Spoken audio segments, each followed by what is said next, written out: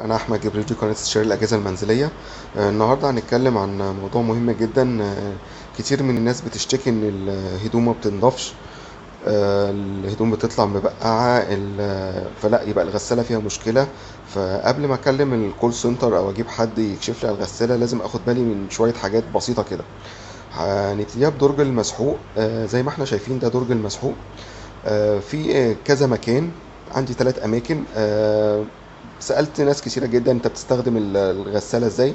قال لي والله انا بحط المسحوق هنا ومنعم الأقمشة هنا وبقفل وبشغل الغسالة. ده هنا في كلام غلط، لان في مكان وادي 2 وادي 3. جميع الغسالات هلاقي فيها 3 الأماكن دول. لازم اخد بالي ان انا لازم احط مسحوق هنا في الدرج رقم 1 والدرج رقم 2. لو ركزت على الدرج كده زي ما احنا شايفين هلاقي ان الغسالة مكتوبة اهو رقم 1 وفي هنا رقم 2.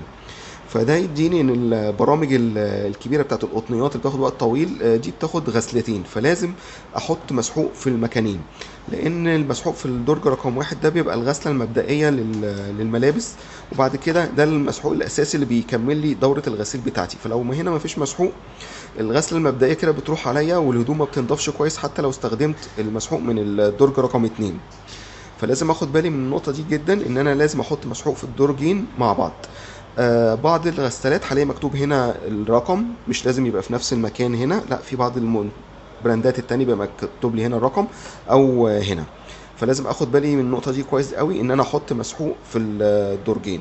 لان بعد ما الميه بتخش بتسحب المسحوق في الدرج رقم 1، بتشطف الغسيل وبتصرف الميه، بيدخل ميه تاني في الدرج رقم 2 عشان يسحب المسحوق مره تانية. فلو هنا مش موجود او هنا مش موجود، ده بيأثر على عمليه النظافه ان هي تطلع 100% كويسه. زائد ان انا هنا في مكان منعم الأقمشة هلاقي، لو ركزت كده شوية، في مكتوب لي ماكس او في سهم هنا، ان انا اخد بالي ما اعديش الخط ده.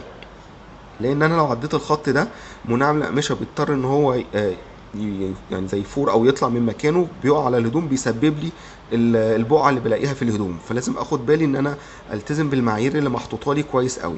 المسحوق بيتحط هنا التلت في الدرج رقم 1 والتلتين في الدرج رقم 2، لان الدرج رقم 2 ده الاساسي للغسله الاساسيه.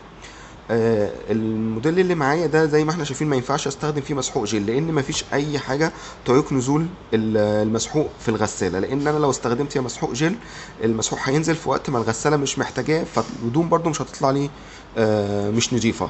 فلازم اتاكد الاول ان غسالتي مهيئه ان انا استخدم فيها مسحوق جل ولا لا. لان الغسالات مهيئه ان انا استخدم فيها مسحوق جل بيكون فيها هنا فاصل او اي اداه بركبها هنا عشان ما تخليش المسحوق الجل ينزل في وقت ما الغساله هي مش محتاجاه.